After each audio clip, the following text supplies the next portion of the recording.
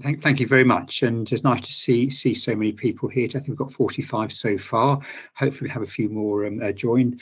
So Dean has given the housekeeping, so we normally put things online, and I'll send a link to people who've applied to me just to give in the details. It might take a week or so to go on on the web. Anyway, we've got a total of, I think it's well, six presentations if you include Dina at the end, and 8 speakers. So could I ask each speaker to keep their presentation to about 10 minutes. So we'll have the 5 presentations, and also Dean will wrap up at the end, and then we'll have Q&A at the end. If you could ask questions in the chat box. Let me hand straight over to Anne Fry for the first presentation. Over to you, Anne. Good afternoon, and thank you so much for inviting me, particularly as I am not a statistician. I need to come clean on that right at the beginning. So what I'm going to give is a bit of a policy overview on accessibility and transport. Next slide, please. I want to start just with this quote from the United Nations, which I think sets the context, that disability in an access sense is not about medical conditions. It's very much about the interaction between a non-inclusive society and individuals. It's what we would call the functional model of disability. Next slide, please. Just a very brief perspective from around the world, from some work I did a few years ago, which was to discover that the basis on which statistics on accessibility and disability are gathered varies enormously widely. In some countries, it is very much a medical base. How many people have polio? How many have multiple sclerosis? Others ask functional questions. And the result is that globally, there is a completely skewed picture of the disabled population. Next slide, please. So just to give you an example, according to the prevalent figures, 20% of the population of Australia has a disability, less than 1% of the population of Kenya has a disability. Now, clearly, all of us would say that can't possibly be right. And of course, it isn't right. It's to do with the basis on which those statistics are gathered. And because of that, the political flow through is really quite severe, because politicians who don't recognise the size of a problem are rather prone to ignore it. So without saying anything about policy in Kenya, if you see that less than 1% of the population has a disability, clearly nonsense, but if that's the perceived condition, it's not going to attract the political focus that it needs to have. So very important to get the right basis. Next one, please. If we look at the UK and at the definition of disability in the Equality Act, recent figures from Motability actually say that disabled people make 38% fewer trips than those without disabilities, and that figure hasn't changed for over a decade. Next one, please.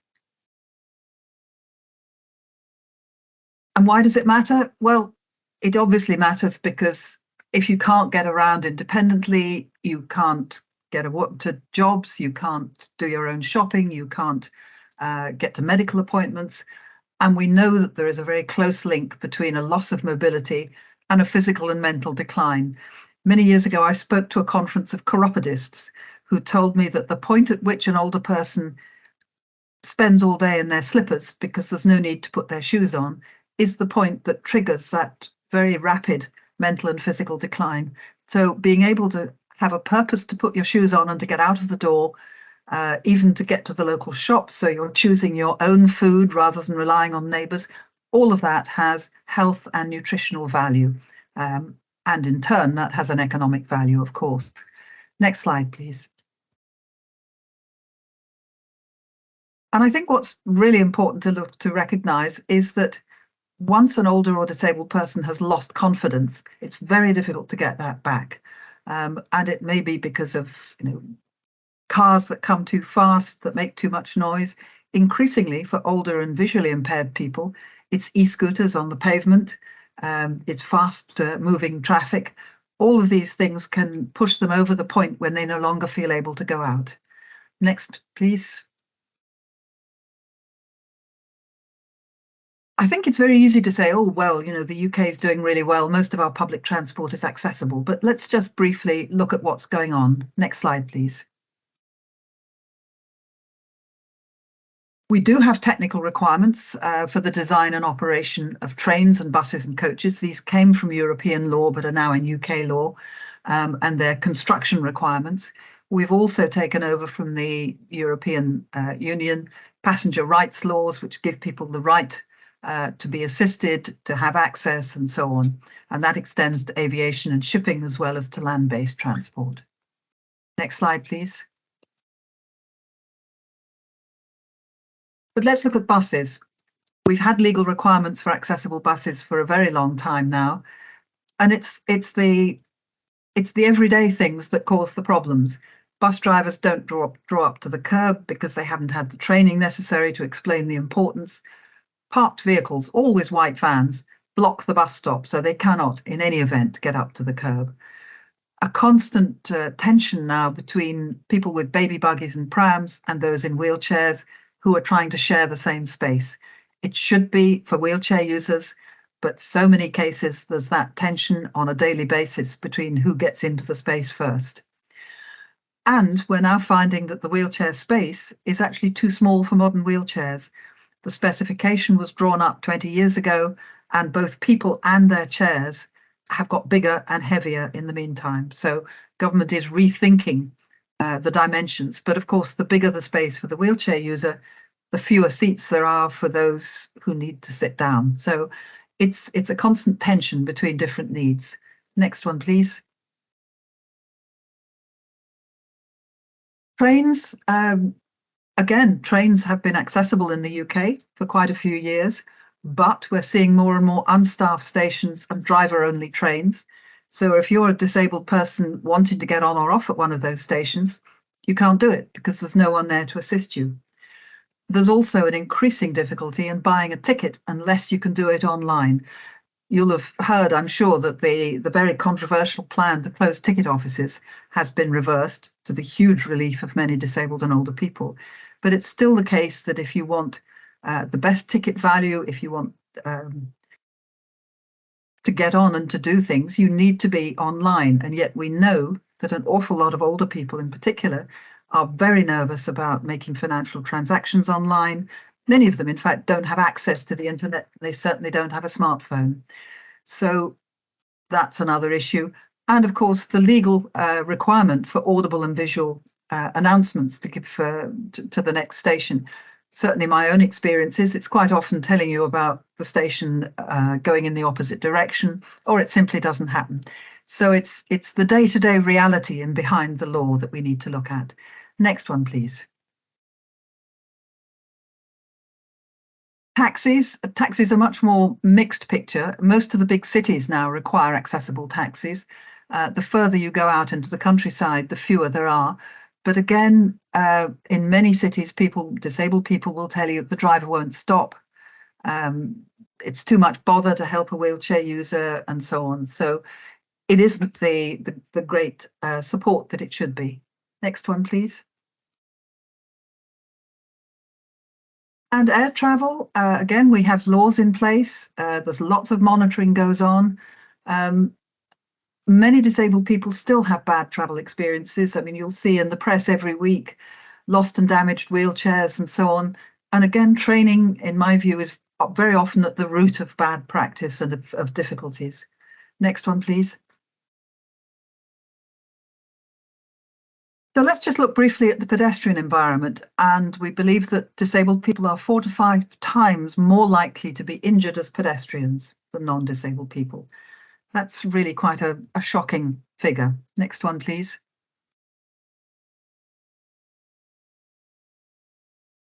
So just a few examples. And much of what I'm going to say is, I think, what's occurred because of the focus on the green agenda.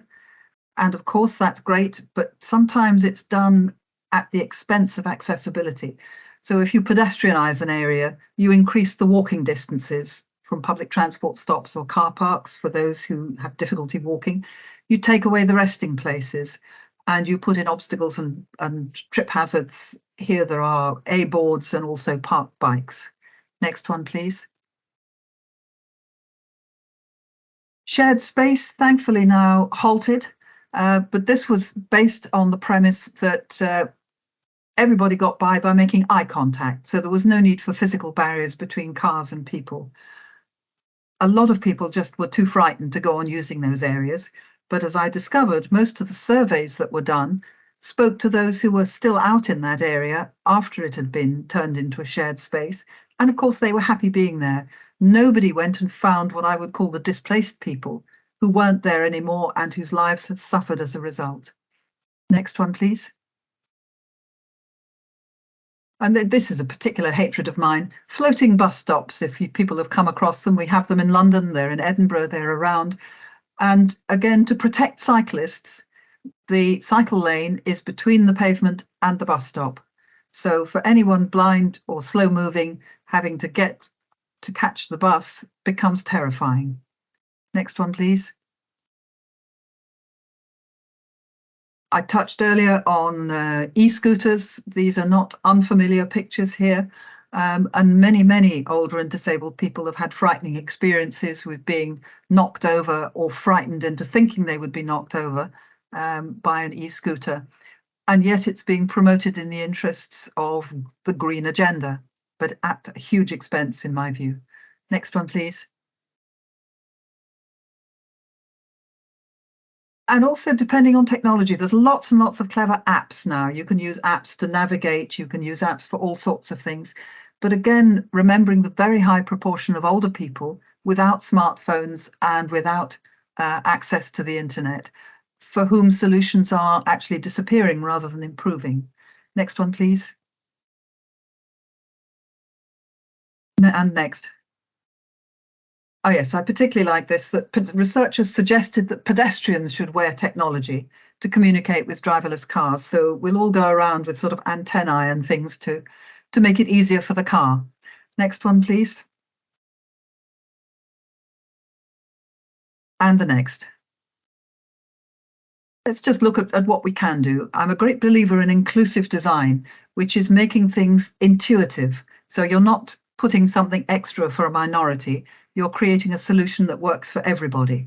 The picture there is of the Barcelona metro, where they used to have a lot of problems with people not understanding where to put the money and, fumbling about with the machine. So they invited blind people to redesign the machine, and it is now completely intuitive. I've tested it myself, so they don't need staff to stand next to it anymore. Everybody's happier. So the lesson there is never let an engineer design a machine user interface. Get a user to do it. Next one, please. Again, just a couple more examples of, at the bottom picture there, a classic London railway station timetable. Who on earth can follow that? As opposed to an eye-level display that is easier for everyone. Next one, please. And finally, this is a quote actually from a colleague of mine in New Zealand, but to me it epitomizes what we're discussing, that until we measure exclusion by counting who is present on the streets and therefore who is not, we will forever be smugly ignorant of how exclusive our cities are. Now, I think that underlines exactly what I'm hoping we can discuss today, that we need to get really into understanding who is not there, whose mobility has been lost, and how do we count those people and how do we find them? Thank you very much. I'll stop there. Thank you, Anne. Yes, very, very interesting. Got an awful lot of information in the 10 or whatever minutes. It's very interesting points there. So I think we'll go straight on to Chris McKee from Department of Transport, who's going to talk about transport-related disability statistics. So over to you, Chris. Hello, thanks very much, and thanks for inviting me. So, hi everyone. Yeah, I'm Chris McKee. I work in the Department for Transport in one of the statistics teams here, and my team looks after a range of things. One of which is disability accessibility stats and blue badge disabled parking badge stats, which I'll come on to in a little while. So, in terms of what I'm going to cover, I'm going to start with a little bit on what we publish in terms of the stats we have, and then do a little bit of a review of kind of what we know and what we don't know. It won't be completely exhaustive, but hopefully a nice kind of summary of that, and then a bit on kind of plans for the future towards the end. So next slide, please. So in terms of what we publish, DfT has for a long time had various bits of data on disability accessibility, but it's tended to be a little bit fragmented. Individual modes, we've known things about certain modes, we've known things like, proportion of taxis that are wheelchair accessible, that kind of thing. But it's tended to be quite modal. And what we did, go back one. There we go. Thank you. And so what we did a few years ago was try to bring together some of our stats into a kind of a cross-modal compendium. So we didn't sort of rehash everything that was already available elsewhere, but we brought together the cross-cutting bits, which was primarily drawing on kind of long-established data sources like our National Travel Survey. So we've got some colleagues from that team on the call. That's a really key source for us here. And we also drew on some other kind of data sources that we knew would be of interest more widely, and tried to do that kind of cross-modal thing on disability and accessibility. It first went out in March 21 when COVID was still very much around, and then went out again later that year with updated National Travel Survey data. And we've been publishing ever since. We didn't necessarily have a huge reach with it initially. As with a lot of new products, it takes a bit of time, I think, for people to realise they're there and to start using them more and more. But I'll come on in a minute to how we've tried to kind of boost that in recent times. So next slide, please. So yeah, the latest version of this went out in January this year, just gone, and the next version will come out next January, so that's in a month's time.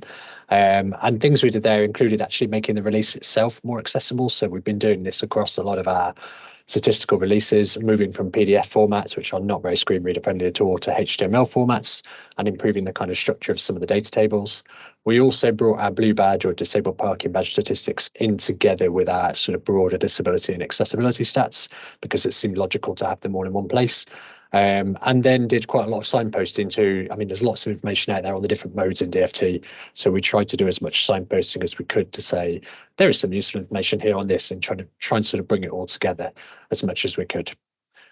We also did a bit more kind of promoting the release. So we've got mailing lists of known users, make sure they're aware that the latest release has come out. I don't suspect we've got everyone on that. So if anyone wants to be on it, please do get in touch, and you'll get kind of notifications when we publish updates.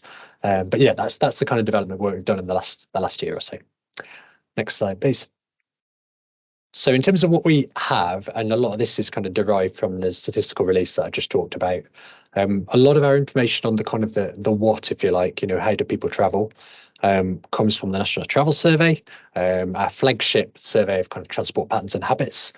And what we tend to do is look at kind of how disabled people travel, how that differs to how people without disabilities travel, and also look a bit at types of kind of disability as well. So from personal experience, I have a hearing loss. Someone with a hearing loss probably has a very different set of travel patterns to someone with a mobility impairment, for example, that kind of thing. So we try and look at some of that as well. We also have some data on satisfaction amongst disabled people with certain elements of transport. That's from the National Highways and Transportation Survey. So that's an external sort of data provider that we have access to the data from, that we also use in the report. And as mentioned before, we've got lots of kind of mode-specific stuff on proportions of things like buses, taxis, etc., that are wheelchair accessible, and also on the rail side of things as well. Next slide, please. A lot of you will have probably heard of or probably used to some degree the Inclusive Transport Strategy evaluation. So the strategy itself was published a few years back, and there has been an evaluation in progress ever since. Hopefully I've got a colleague from the team who work on this joining us a little bit later on for the questions, because I'll confess I'm not the expert on this. But yeah, broadly speaking, a 4-year mixed method study, some quantitative stuff, some kind of interviews and surveys of disabled and non-disabled people, and also some more kind of qualitative stuff with kind of smaller groups of people to delve into detail a little bit more. So lots of good stuff, and lots coming up in the next few months on this as well, as I'll come to in a moment. Next slide, please. So in terms of what's already out there, we've got an annual Inclusive Transport Strategy scorecard that sort of pulls together key metrics, some of which are from the statistics that my team produces, and some of which are from elsewhere. We've got the baseline report from, I think it's published a year or two ago now, which is a sort of precursor to the final report that's coming in 2024.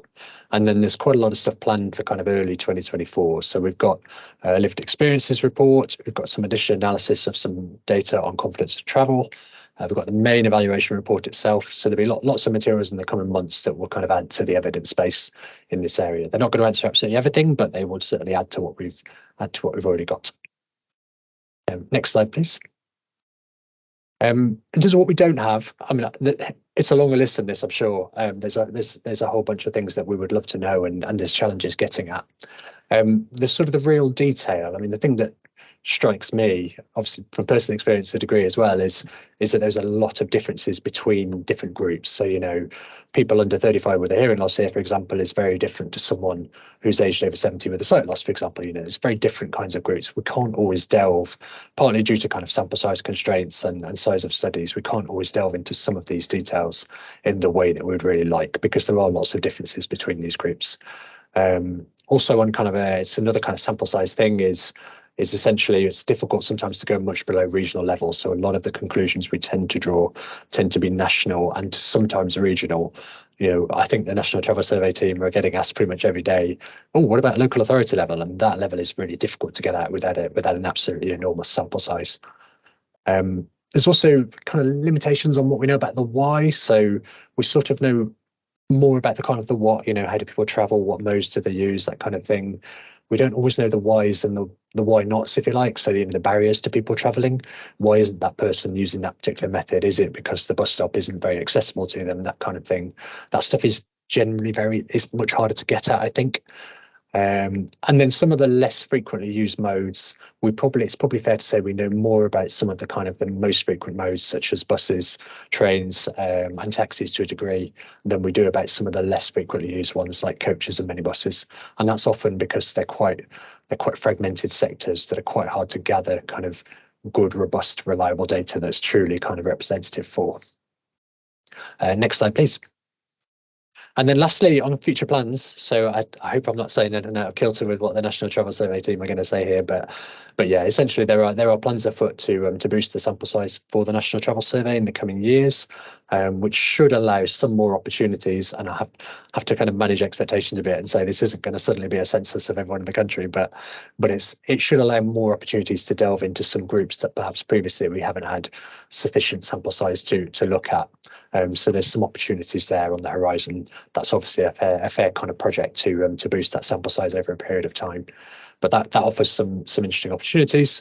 Lots of stuff on the inclusive transport strategy evaluation in the next kind of 3 months or so. There's lots of stuff on the horizon with that, so lots to look out for there. And yeah, we always welcome feedback. So we know that we are not capturing anywhere near sort of the full extent of everything, and that's a kind of a known thing. But we are kind of interested in what people are interested in. You know, if there's things that we're not doing that we can realistically do, then we're always happy to hear opinions. And that was everything from me. Thank you very much, Chris. That's very interesting.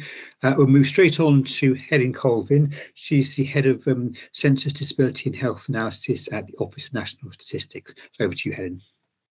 Thank you very much.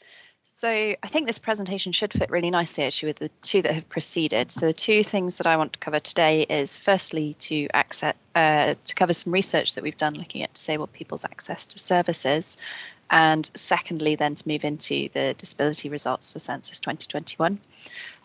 So in terms of the first research that we did around access to services, this was initiated by the Inclusive Data Task Force, which really stressed that we don't have a good understanding of disabled people's access to services, but in particular from a lived experience point of view. So we did both some quantitative analysis, collecting data on the opinion survey, and also complementing that with some interviews. Next slide, thank you.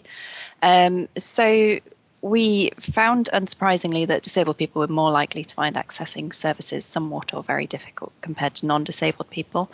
And in fact, about 50% of disabled people said it was somewhat or very difficult compared to about 25% of non-disabled people, which is quite a stark difference. And in terms of which services we're talking about there, banking came out as one of the most difficult services to access, followed by recreation, accessing pubs, cafes, restaurants. Next slide, please. The types of barriers that disabled people experienced are shown on this slide. And we found that we undertook this in February last year, roughly. So unsurprisingly, the coronavirus pandemic was the biggest barrier to accessing services for both disabled and non-disabled people. And disabled was slightly lower actually than non-disabled, which we think is because they had more of a range of different barriers than non-disabled people who are really focused on the pandemic. And here you can see that aside from the pandemic, the biggest barrier to accessing services was accessing and difficulties using transport. Other barriers included not enough places to rest, difficulty using pavements, difficulty accessing moving around buildings, accessing toilets, and also, sadly, also people's attitudes towards them. Next slide, please. The qualitative interviews that we did were quite helpful for fleshing this out. And the different themes that we had, we found that physical design was one of the themes that came through as a barrier, which we also found in the quantitative analysis. So access to buildings, so disabled wheelchairs having problems getting around and accessing buildings, but also thinking more widely about disability and types of disability. Neurodiversity problems came through about people finding environments very challenging where they'd experience sensory overload. So the actual physical environment was quite a significant barrier. Next slide, please. Digital design was another barrier that came through, and this was mentioned in one of the earlier presentations. So in the first quote here, we've got an example about how somebody found it very difficult to remember passwords, and also then it took them longer to fill that in on screens and things would time out. So just the digital design of things was quite challenging. And the second quote here looks at what actually helped, and a person talking about versions of websites with easy read versions being really beneficial to enable them to access that service. Next slide, please. Costs is another unsurprising aspect that came up. So the first quote here is around the financial cost, and somebody mentioning that they would have to find nearly £3,000 to have their mobility vehicle, but also that they'd have to find that money every 3 years, and that this would become prohibitive for them to be able to access that their own transport. Beyond financial costs were the kind of cognitive, emotional costs. So the second quote here is somebody saying about how they have to plan ahead, and the experience of this becoming quite prohibitive because the amount that they can't be spontaneous, they have to really plan everything ahead, and there's quite a cognitive process involved in that. And then finally, the final quote here is thinking about what can work and make things easier. So this person was saying just understanding what is on offer and able to help people access it, services would be really helpful. Next slide, please. So when we think about why is this relevant, why is it a big deal to think about access and barriers to services for disabled people, here you can see the Census 2021 data showing that 17.8% of the population is disabled. That equates to about 10 million people, or 1 in 5. So it's a really significant number of the population here. And what I've done here also is segue neatly into the second part of the presentation on census data. And you can see the comparison here to 2021, where we've seen a reduction of about 1.7 percentage points in disability from the 2011 census to the 2021. Next slide, please. And the way that we've measured disability for Census 2021 was to ask 2 questions. Firstly, do you have a physical or mental health condition or illness lasting or expecting to last 12 months or more? And secondly, if yes, do any of your conditions or illnesses reduce your ability to carry out day-to-day activities? So what we've aimed to do here is measure disability in line with the Equality Act, which specifies that disability must be a long-term problem which affects day-to-day activities. And what we're able to do with this question is specify not just disabled and non-disabled, but also indicate severity in terms of how far they're affected in their day-to-day activities. Next slide, please. So this slide shows a breakdown between males and females from 2011 to 2021. And here we can see that not just did we have a decline in disability proportions between 2011 and 2021, but that that decline was greater for males. So there was a 2.4 percentage point difference for males and a 1 percentage point decline for females. But what we can also see from this figure is that that decline was greater among those who were limited a lot for both males and females than limited a little. So what we're seeing is that disability rates have declined slightly, but more so for those limited a lot than limited a little. Next slide, please. And this slide shows the censuses from 2001 to 2021 by age group for the different sexes in England. And the purple line shows the difference that we found in 2021. So here by age, you can see that there's a higher prevalence of disability among younger age groups, particularly for females, than we've seen before, but also that we've seen quite a decline in disability prevalence among older people than we've seen in either of the previous censuses. Next slide, please. So what do we think this means? In short, we don't know if this is a true difference in the population, if disability rates have really declined, or if this is if there's something different going on. So for instance, in 2021, we removed a visible prompt around the question saying include problems related to old age, which may have had an influence in the decline around older people. But we also asked about health preceding this question with no differences in the question and had the same differences for age groups, so it doesn't fully explain the difference. We think that the increased prevalence for younger people is perhaps due to increasing prevalence of mental health problems. Again, we need to do further research into this. And finally, we don't know the full impact of conducting the census during a pandemic and how that influenced people's perceptions of their health conditions and illnesses, and whether just collecting during a pandemic had a big difference. We are hoping to run a programme of analysis to explore if disability prevalence has really improved, but this is work in progress at the moment. Thank you. Thank you very much, Helen. That's very interesting. We seem to be running to time somewhat miraculously. Let me pass straight on to our fourth presentation, which is Neil Bendel, who's a public health specialist for Manchester City Council, and Andy Walker, who's an engagement coordinator with Breakthrough UK. So over to the two of you. Okay, thank you very much. I think, again, this is a neat segue on from Helen's presentation in that it talks about some of our approach to understanding the census data, but it also draws on a couple of themes which came out in some of the earlier presentations. So Anne talked about kind of inclusive design and involving kind of users in the design of services and devices which affect them. So again, this kind of builds on that in terms of trying to involve disabled people in developing insights into the census, and also kind of building on what Chris was talking about earlier in terms of the limited information we have on the why in relation to statistics. And again, through some of the work we've done, this is another way of trying to get that information on the why. Next slide, please. So just by way of background, obviously there's an increasing interest in understanding inequalities following on from the COVID-19 pandemic, and the census data kind of comes at a really good time in helping us to do that. And that understanding of inequalities includes some of the inequalities that exist between people experiencing a disability and those who are not experiencing a disability to the same degree.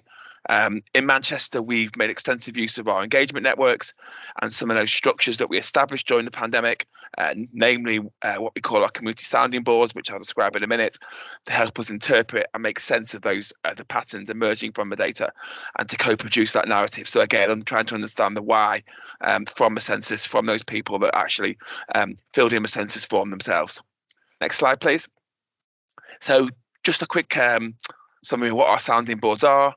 So they are a collection of community organisations and influencers who represent a particular community in the city.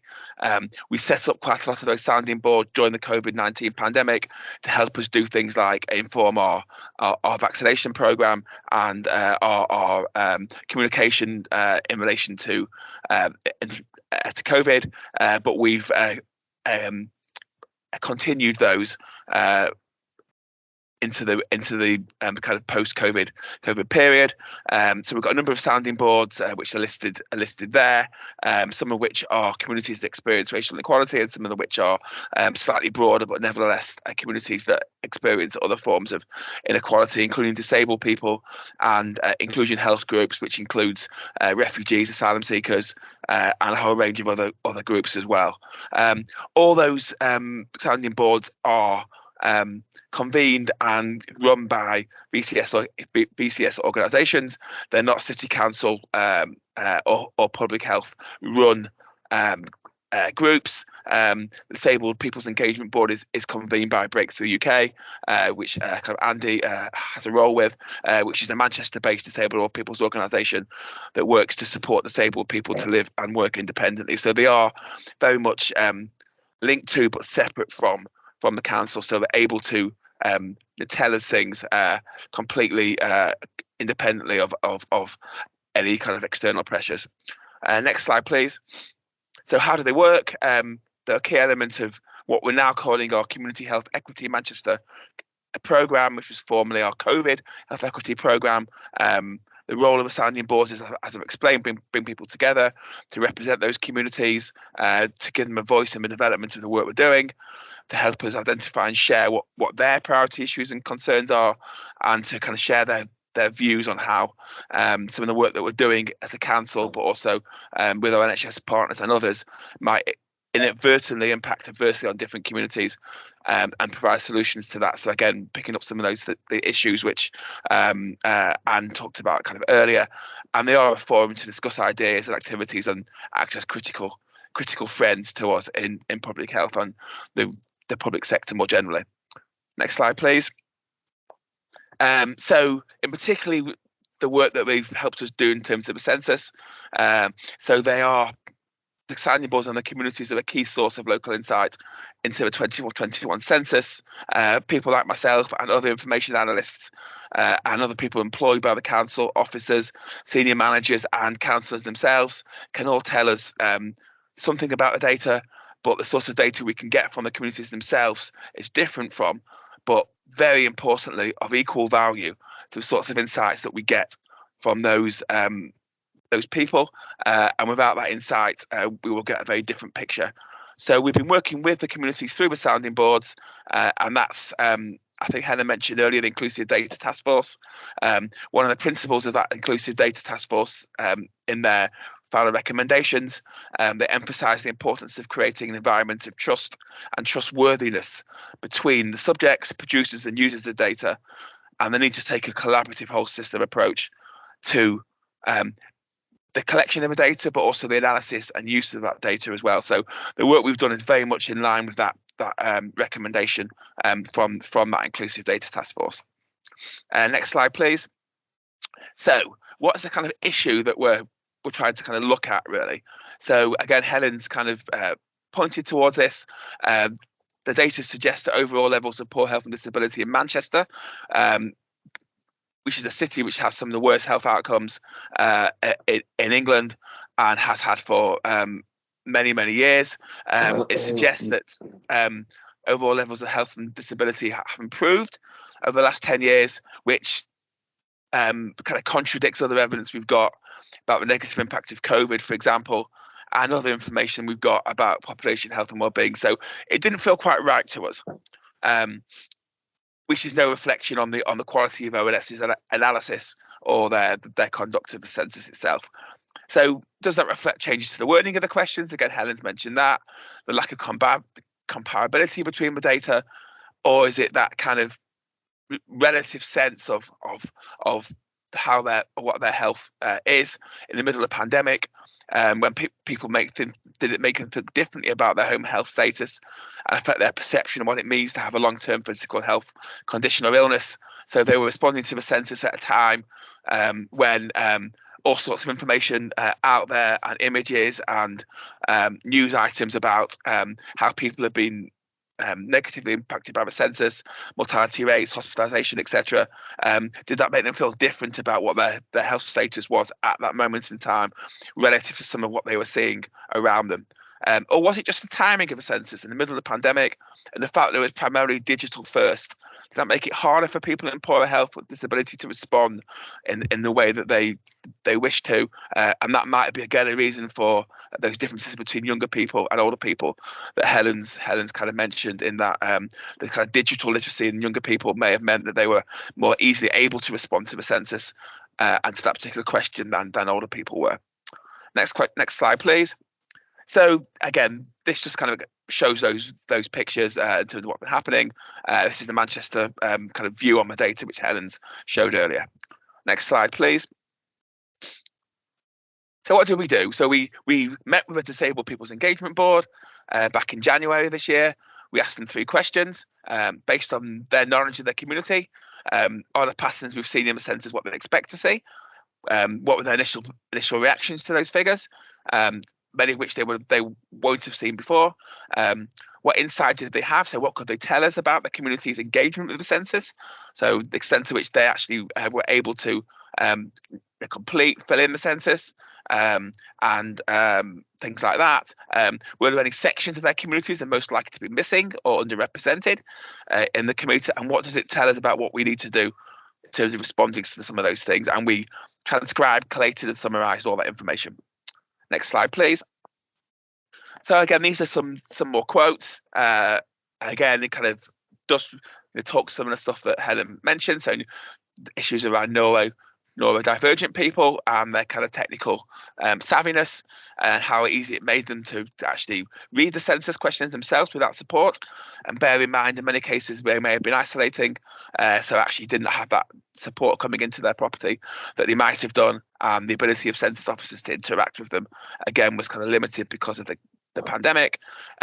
Issues around the question on the kind of medical model and the extent to which people felt self-identifying themselves in terms of disability linked to having a limiting long-term illness, and whether it's the fact that illness and disability kind of were the same thing or kind of not in terms of social model disability, link between digital and poverty and health, and again the impact of the pandemic on the census, and again that idea of what does older people in particular who are disabled but actually don't believe that, actually don't feel themselves to be disabled because of their age, and the perception that actually the illnesses they have are just due to their kind of age, I suppose. So next slide. So at this point, I'm going to hand over to kind of Andy, just to kind of give a bit of a reflection on what it felt like from his perspective as a member of that sounding board.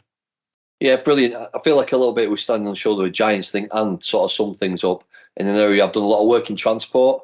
I'll try and keep us to time, but there's clear benefits of why we should be doing this stuff. It's to reach out to disabled people to find out how we can remove barriers in society to support people accessing employment, education, social activities, leisure activities, voting, and all of this has a positive impact upon the physical and the mental health of disabled people.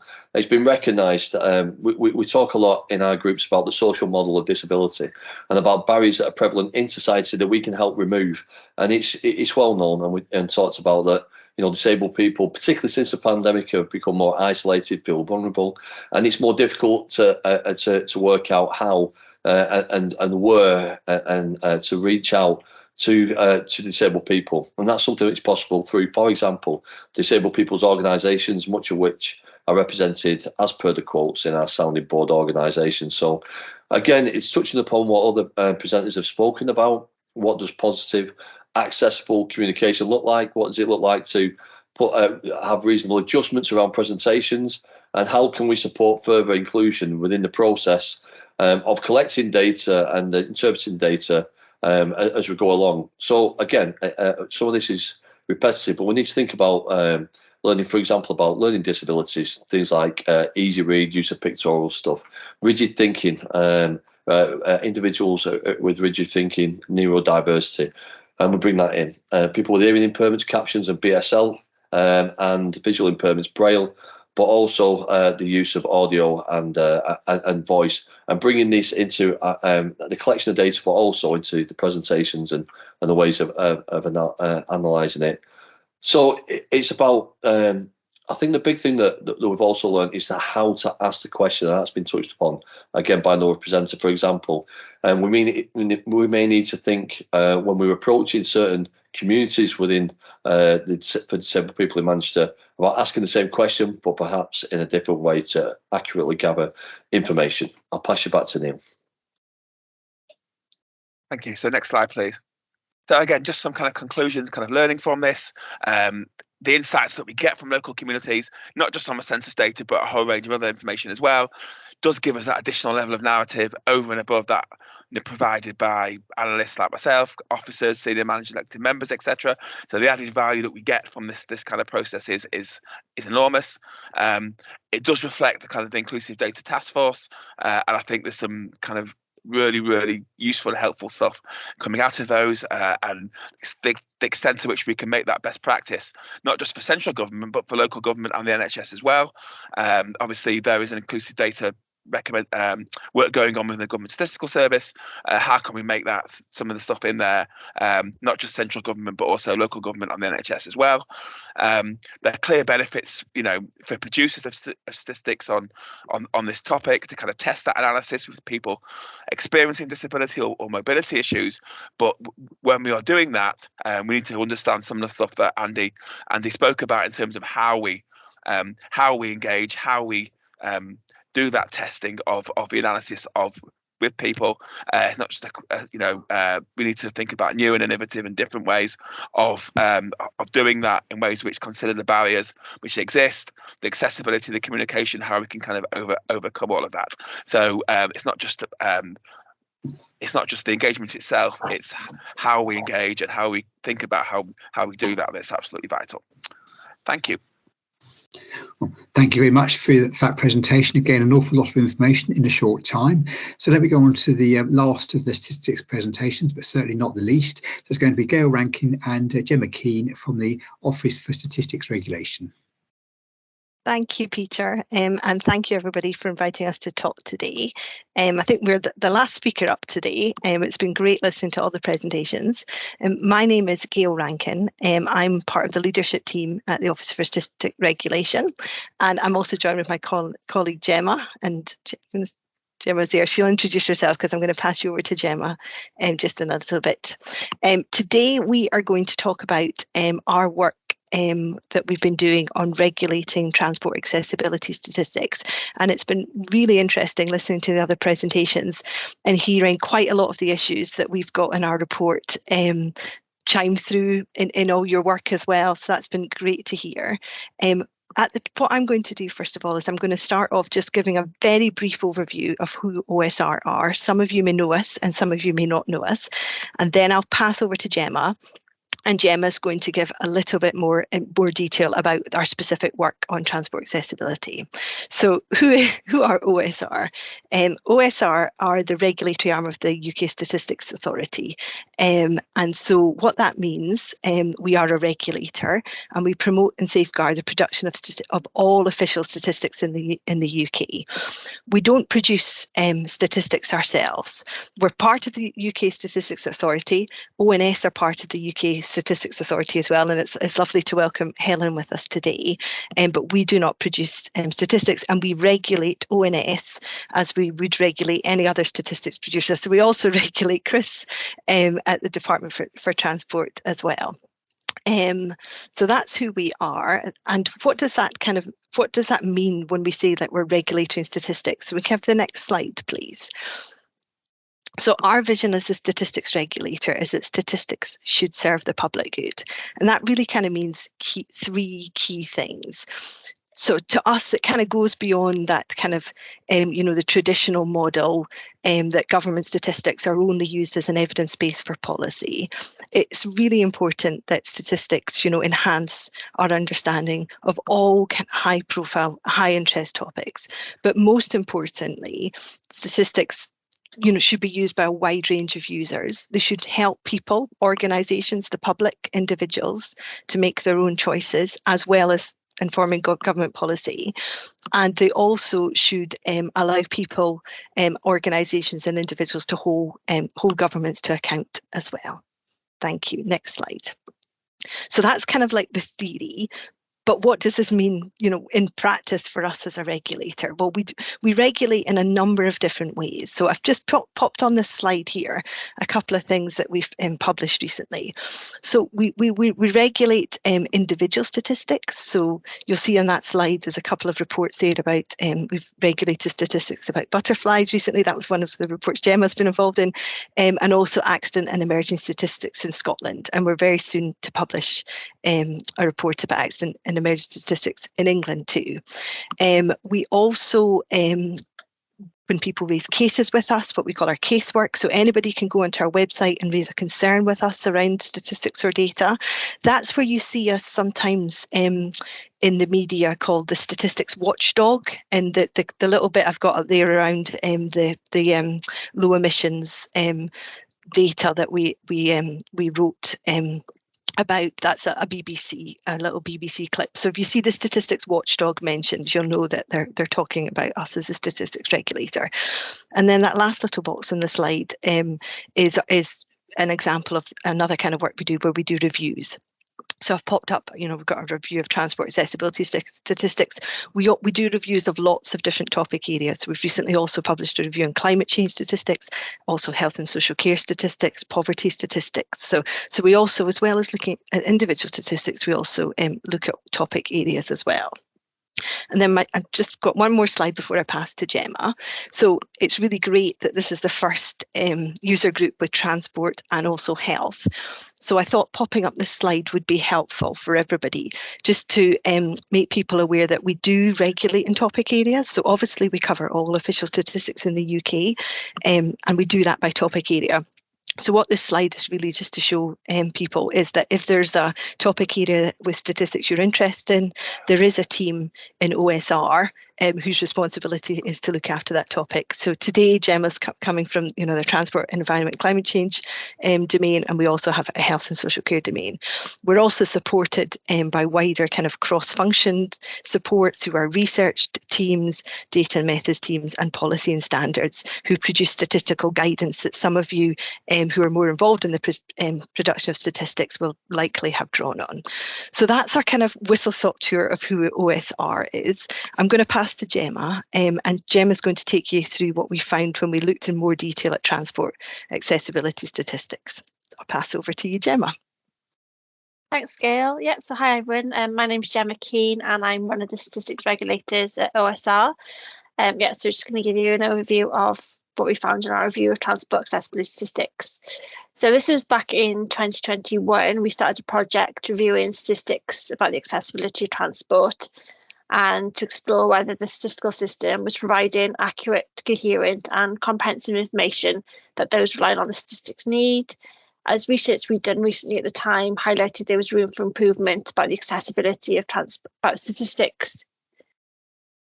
improvement in statistics about the accessibility of transport networks. For example, conversations we'd had, and again this has been reflected in the presentation we've had today, that users of transport statistics flagged that they felt the statistics weren't adequately reflecting their own lived experiences, and they weren't very useful to those who want to better understand whether the transport network is meeting the needs of users. So the long-term aim of the project is to improve statistics about the accessibility of the transport networks, and also to help inform the development and evaluation of policies to improve accessibility, with a focus on statistics producers and data collectors with responsibility for transport across the UK. So in February 2022, we published our report, and I think Gail's going to pop a link for me in the chat for you. And we found that there were many common issues from across the UK. So within the report, there's kind of 5 key takeaways that reflect the 5 key sections in the report. So within the first 2 sections, we focus on improving statistics to better reflect the experiences and concerns of disabled people in particular. In section 3, we explore the provision of data to answer questions about broad aspects of accessible travel. And then in the last 2 sections, we discuss how improvements in the publication of data and statistics can better help meet user needs. So looking at these particular takeaways, so on the first one about reflected lived experiences, While the Government Statistical Service has published harmonised standards which relate to disability, we hear that there's often an inconsistency in the use of questions to identify disabled people and to collect data about specific impairments. And so these inconsistencies can make it difficult to understand the barriers faced by specific groups and also to plan improvements and tell a coherent story when bringing different sources of data together. We also found that individuals are missing from statistics as they're not being asked about activities they haven't been able to take part in. And so statistics producers aren't able to quantify how many opportunities people have missed out on due to failures or barriers in the transport network as a whole. So looking at the second one around an inclusive statistical approach, again, this is kind of reflected in some of the presentations already today, is that many surveys don't consistently collect the experiences of disabled or older people. For example, communal living establishments such as care homes aren't often included in the sampling frame for household surveys. And in some situations, individuals are included, but they're unable to complete the survey because adjustments to ensure the survey are accessible aren't in place. For example, people with visual impairment might not be able to complete a survey because it can't be interpreted by a screen reader. And also some users can raise concerns about how the way statistics are published, for example, because they can't be read easily by screen readers. So in terms of the third takeaway, here we looked at the three most commonly mentioned barriers to travel, and these were affordability, safety, and journey times, as well as gaps in the data about different modes of transport used in a journey and concerns about the granularity of the data. So having a better understanding of the costs associated with different transport modes of transport is really important, and also reflecting on the fact that it takes time for someone to get to the nearest mode of public transport, the number of onward connections they make, and combining this with the overall journey time can have a big impact on the accessibility of transport. And we also found a lack of, or sometimes very poor quality data available about physical abuse and hate crimes on public transport, particularly towards disabled people. And users have also told us that they like more geographical and demographic information, so they can help better support comparisons when you're looking at things like age, geography, and socioeconomic status. And so being able to have information on more than one category at a time, so being able to understand the impact of being disabled, having a particular socioeconomic status and the way they live can really affect this. So on the fourth one, about bringing the data and statistics together, we found that having the quality of data, so that's providing information on specific experiences, which enables researchers to gain understanding of lived experience of individuals. And we're also having numerical data can give an insight into the extent of the issues, how they affect different groups and how these are changing over time. And found that once users have got the statistics they need, many publications only provide a snapshot of experiences, so it's very difficult to understand how these are changing over time. And in terms of the last one, about publishing data, we found that the development and publication of government strategies offer a significant opportunity for departments to develop new surveys and other data sources. So I'd highly recommend having a read of the report, and also within each section we've got a number of recommendations, some of which are specific to individual statistics producers and some for more of the wider government statistical service. If we could have the next slide, please. So since publishing, we are monitoring progress on the recommendations, and we regularly catch up with statistics producers such as DFT as part of our stakeholder engagement. Our findings also fed into response to the call for evidence for the Transport Committee's inquiry on the future transport data, which was in the summer of this year. So it was great to be able to contribute to that. And in terms of progress, we appreciate some things can't happen quickly, such as developing new surveys and publications, and also since the pandemic, ways of working have changed. But while you're all on the call, we're still very keen to hear from users of the transport statistics on what you think, not just on what's out there at the moment, but also what you'd like from us. and our contact details are on the slide and on our OSR website. So please, we'd love to hear from you. Thank you very much. Thank you. What I'll do now is I'll move on to Adina, who's going to do a discussion of the way forward, and then we'll come back for questions for the last part.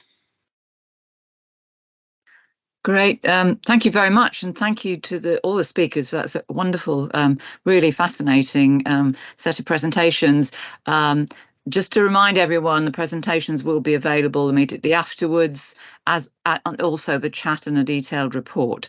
So how do we think about taking these things forward? There's been quite a lot of challenges mentioned, and what we really want to be thinking about is what are the issues to be addressed, and then what are the mechanisms for us as a group to be able to take that forward.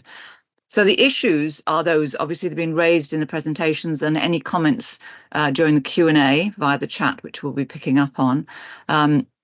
This will all be included in the meeting report, which will be posting on the Health Stats User Group website, which is within Stats Usernet, and also Transport Statistics User Group will be posting this. There's an opportunity within the HSUG website for further comments and discussion if we want to follow up afterwards. But I mean, we very much see these webinars not just an exchange of information. Outputs should provide the opportunity to feed into and sometimes prompt future work. So what mechanisms have we got to go forward after this webinar? The GSS have an approach of theme-based engagement, and there are 12 core engagement themes. One of those is transport and another is health and social care. So there's an opportunity through that route. Within health and social care, there are 15 health statistics themes, and there are 2 new themes just being launched. And we are in regular contact with the GSS team supporting the work within these themes. One of those themes is actually disability and unpaid care. So this is an area that I think they would be very interested in. Our understanding is that work in that theme at the moment is paused, but will be starting again soon. So hopefully output from this webinar will feed into any discussion that group will be having on their planned work programme. Within transport, what are the mechanisms? As I understand, direct contact between the Transport Stats User Group and various colleagues in the Department for Transport. There is also the Transport Stats Theme Group, but at the moment, I think it's probably not very active. But once again, the issues coming out of this could prompt further actions. There is the Disabled Persons Transport Advisory Committee. Now, these advisory committees are different from user groups. They're independent expert committees established by legislations, and the members are appointed individually and they do not liaise with user community. But I'm pleased to say that we've been contacted by some members of that committee, and Professor Roger Amackett, who's a member of the committee, is actually on this, taking part in this webinar, and I think also the secretary of the committee is also taking part. So we understand from Professor Amackett that there is an opportunity to send information or raise issues via the secretary of that advisory committee, and so we are intending to send our meeting report and make them aware of issues that have been raised through to that secretary. So that's one way forward. And then obviously for issues of importance, is there a route that via the Disability Stats Theme Group or the Transport Stats Theme Group, there isn't a formal liaison there, but one would hope that any issues that they come up with could go to that advisory committee. So we'll be looking to take things forward. So that is just some ideas of how we want to take it forward. We want comments, we want discussion. We're now moving into the Q&A section. You can put your comments, and people have already, I've seen, put comments in the chat, or as I mentioned at the beginning, you can email to the webmaster@hsug.org.uk address, which we will pick up on both during this discussion and afterwards. So thank you very much for your attention so far. Thank you for the speakers. I'll hand back to Peter for taking forward the Q&A and questions. Thank you, Ashtina. The best way of doing this is looking at the comments. I think Charmaine had a question. I don't know whether you want to voice it in person. Otherwise, I can read it out. Basically, I suppose this is one for the ONS. Are those questions on measuring disability different to those? Sorry, let me start again. Are the questions on measuring disability in the census different to those of previous censuses? Sure. takers? So, yep, I can respond on that one. So in 2021, the question did vary slightly from previous years. So it was broadly consistent and deemed broadly consistent, but there were some small differences. So one difference is that we included a reference to include problems with mental health. And another difference was, as I'd mentioned in the presentation, that we removed the on-screen or on-question prompt to include problems related to old age. So there were differences, or some small differences in the questions in 2021 compared to the previous two censuses, which were consistent. But we also found that with the health analysis that we did before, the question on health, how is your health in general, showed the same kind of differences from 2011 as the disability questions. So those two questions, the results of those moved in tandem. But yeah, the previous census for the health questions were the same. Okey-doke. Where have we got to? I've got one from Debbie Schofield. Again, do you want to read it out, Debbie, or shall I? If you do, just come online. Yeah, sure, happy to. So it's clear that maintaining representation of people with disabilities or mobility difficulties within the current kind of national statistics approaches is really challenging given the move to digital first. I'm just, I guess, asking the question, how will some of those national stats orgs like ONS address this within future methodology, for example, with the census?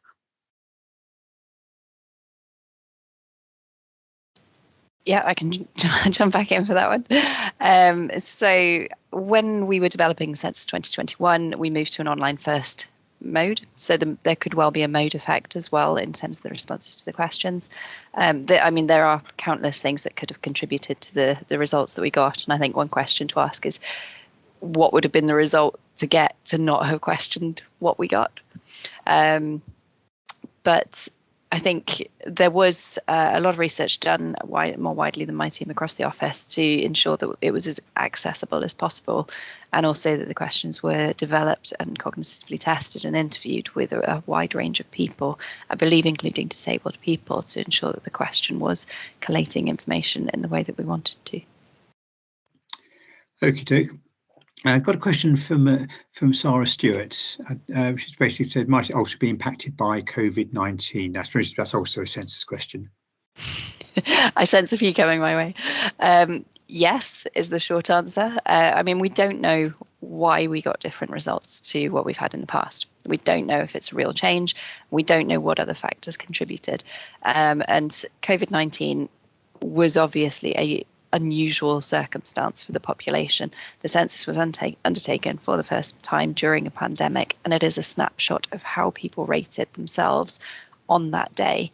And that could be different to any other day or different to a survey conducted over a longer time period. So it may well have affected how people perceived their health and disability.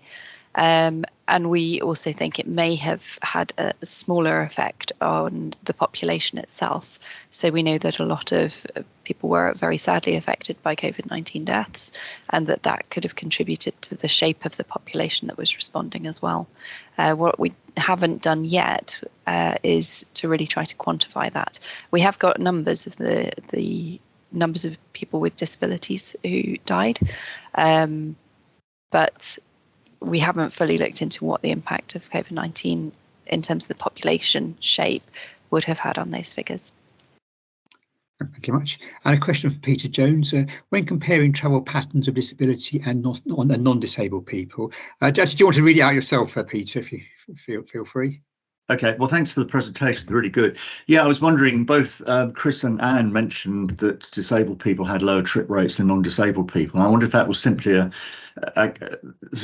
two separate areas, or whether you profile the people without disabilities, so you're matching the age and gender profile of people with disabilities, because obviously disability will increase with age, and therefore, if you didn't do that, you'd automatically get lower trips anyway.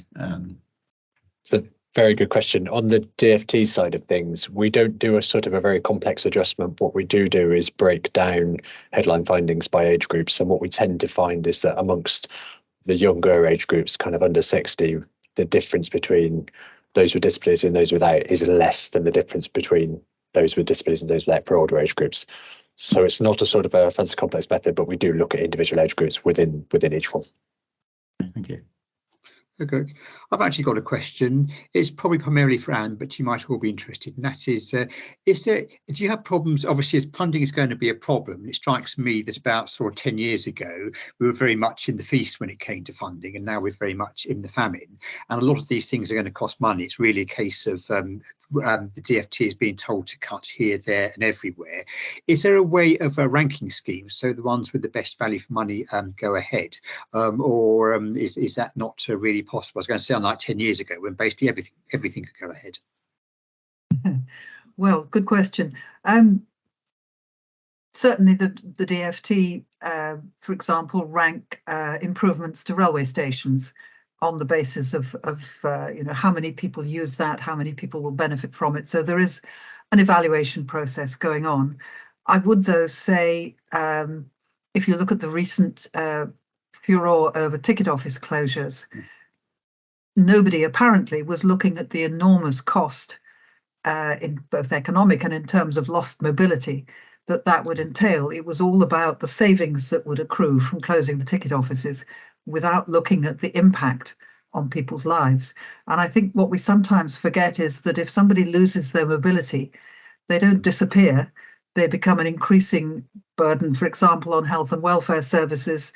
The economic burden falls elsewhere. So that doesn't tend to get taken into the equations that are done at a national or local government level. So I think it's a great shame. Sure, yeah. Can I just step in? Just as a man with a high level physical disability, we have talked about language. I'm not sure burden's the correct term for what we're looking at. I understand the point you're trying to make, Anne. I just wanted to step in. I think we've got to be very careful about the language that we use. I'm happy to send you a presenter's guide about social model language. Thank you. No, what I was thinking, the reason I used that term, and believe me, I do understand the social model, was simply that is how it's perceived in terms of the budget holders. If you save money on one pocket, you incur money on another. So it's nothing to do. I would never dream of referring to disabled people as a burden. It's an issue of the economic burden that falls in different places for different purposes. I think my other question is a case of people like not just visible disabilities, but maybe more if not like officially disabled. Though I suppose that's the definition is widening. But ones with probably, for instance, I was on a train on Saturday and it was really crowded, and I just realised, thinking about this seminar, that could actually be a problem for people. And whilst in my experience, people are actually very good at giving people with apparent problems, who look, sorry, I should rephrase that, who look as though they need a seat. It can actually be a difficulty in really crowded trains. And has that sort of issue been considered in much depth? I think we're becoming much more aware that actually the vast majority of disabilities are not visible. We have a much better understanding than we did years ago about neurodiverse conditions that people are beginning to be wanting to talk about and to make more public. But I think, the time we were making regulations and doing all of this stuff, we talked about wheelchair users, we talked about people with walking difficulty, and we talked about sensory impairment, but we certainly didn't talk about mental health or the very wide range of neurodiverse conditions. And it's really important that we do understand. There's some very good work been done recently on what they call design for the mind, which is looking at the way the built environment, and that includes transport infrastructure, can actually impact. So looking, for example, at airport duty-free, bright lights, a lot of noise, perfumes, winding corridors, all the things that are very, very distressing for a large number of people, whether it's autism or dementia or anything else. So, there's ways in which we can design stress out of the environment now that we begin to understand what those issues are. Yeah, it was very interesting your issue about floating bus stops. I've never considered it, but thinking about it, I mean, it's absolutely right. But I dare say the person who designed it wasn't thinking of those things. But let me move on to John Cartledge. You've got a question. Just very briefly, if I may, apropos of the proposed closure of National Rail ticket offices, It's not quite true to say, as Anne suggested, that no regard was paid to the impact of those closures on passengers with disabilities. It may well be that very little was said about that at the initial stages by the train and station operators, but in fairness to my former colleagues at Transport Focus and London Travel Watch, relatively small organisations, and reading and analysing the contents of 750,000 responses, you can well imagine was a considerable challenge. But if you read their analysis of what people said and what they thought about what people said, you will find copious references to the specific likely consequences of people with disabilities of various kinds, and those were part of the persuasive arguments that led the government to tell the industry to do an about turn on the whole issue. So it certainly got into the debate. May not have been introduced by the operators, but it was certainly introduced by travellers themselves, and by extension by the organisations set up to represent them.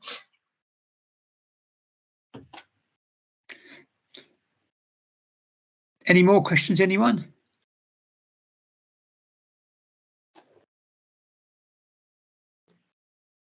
So Matthew, I've just seen your name pop up.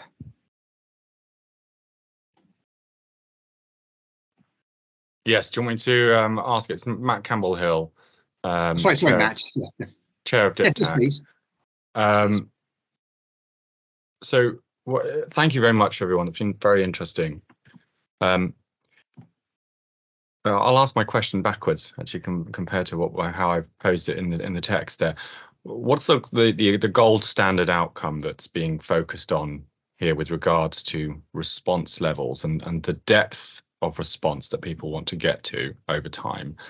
Because my thoughts there are how we share current findings and commit to longitudinal approaches on this sort of research will have an impact on any engagement going forwards. And obviously it's the more clarity we can get, the better, as there is such a dearth in this area.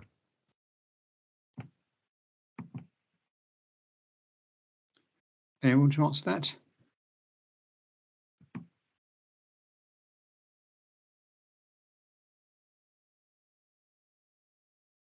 I want someone answer that.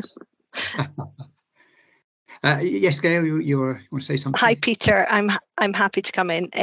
Thanks for that question. I think I was just having another reflection of a report because Gemma mentioned that we have made recommendations in our report under the kind of 5 key themes that we talked around. So I would encourage people to have a look at those. We are aware that the report is a little bit old now and some things have moved on. But one of the things that we do highlight is the role of the Cabinet Office Disability Unit in this space as well. And I'm not sitting here with the most up-to-date information. I cannot speak for the Cabinet Office either, but I know there has been discussions about potentially a development of a new disabled persons survey. I don't know if that is on hold at the moment. Gemma might have a little bit more up-to-date information than me. But one of the things that we have tried to do, and when we've talked about the 5 things that we took you through, is to do some, to put some framework of change around some of the issues, that we've highlighted in the report as well. Some of them small steps. It was great to hear from Chris as an example that they're going to be publishing a lot more around the evaluation, this strategy evaluation information over the next 3 months. I think I got that right, didn't I, Chris? That one of the recommendations that we do is, more data to understand whether strategies are working, and if they're being rolled out is very helpful as well. So yeah, just wanted to add that. Thanks. Thanks, Gail. Move on then to Kieran Taylor. Yeah, I was just a question for Anne, really. The slide about New Road, which is in Brighton, which is, I work for Brighton Hove City Council, it says lack of resting places, long walking distances from car parks or public transport stops. But I don't think that's really supported by the evidence. Like, there's a bench running half the length of New Road. So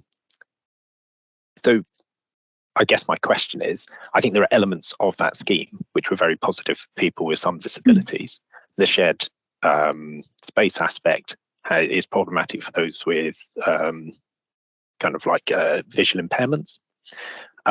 So is there a kind of way forward on that where you can retain some of the benefits, where you are putting in more seating and you are doing kind of, it also has it retained kind of disabled parking on that street? Is it just no, you just need to stick with a curb and a carriageway, or is there a way forward that you would recommend, a better street layout? Thank you. First, let me apologise. I wasn't picking on that particular scheme. It was just a picture that was generic. So Cool. Very sorry about that. To your question, I think there are ways of meeting everybody's needs. And the first thing I would do is engage with disabled and older people in the community and say, how do you use this area? What are the essential features? And too often, I think these schemes go through the political process and the planning process, and they leave out the people who are going to be most affected. I mean, one of the things that always concerns me is that planning inquiries, public meetings, so often they're either all online, which excludes quite a lot of the people who will be most affected, or they're held in inaccessible places, or, in the past I've come across them in a pub upstairs in the evening. Again, the people who are going to be most affected are not able to take part. So I would look long and hard at how you engage with disabled people in that process. And I think you don't have to go back to the old, you've got to have a curb and you've got to have absolute delineation. But the concept of free movement of traffic and free movement of pedestrians without any sort of demarcation, I think is frankly dangerous. But I think you can achieve that demarcation in other ways with planters, with seating, with all kinds of different things. So there's a lot of ground between the absolute of shared space and the old, let's have the traffic down the middle and the people at the side. It just needs more imaginative thinking. Thank you. Just time for a couple of last questions if anyone wants to come in. I don't see any more, so what I'll do is I'll hand back to Dina unless someone's got any last minute questions. No, right, I'll hand back to you then, Dina. Thank you very much. Yes, thank you for that Q&A and to everyone who's participated. If you've, the reason we say if anyone's managed to put something in the chat, we'll try and capture the sort of verbal ones, but then that's easiest to make sure that we can include it in the report. As we kind of said at the start, this isn't the end point. We're hoping that we will be able to have continued discussions, and if there are recommendations, work together to see how we can best take these forward. So it's not, we have, we're finishing, now within a few minutes because it's time for people to move on, but there is still an opportunity to comment afterwards and continue the discussions. So this isn't the final bit. If you suddenly have a thought that you wanted to input or some suggestions on the recommendations, then please do so either by emailing or posting some comment after we posted it on the website. So I think really it's just to say thank you very much to everyone who's participated. Thank you very much to our colleagues from Transport Stats User Group. It was very interesting to have this kind of shared discussion because there are very important sort of cross-cutting issues here.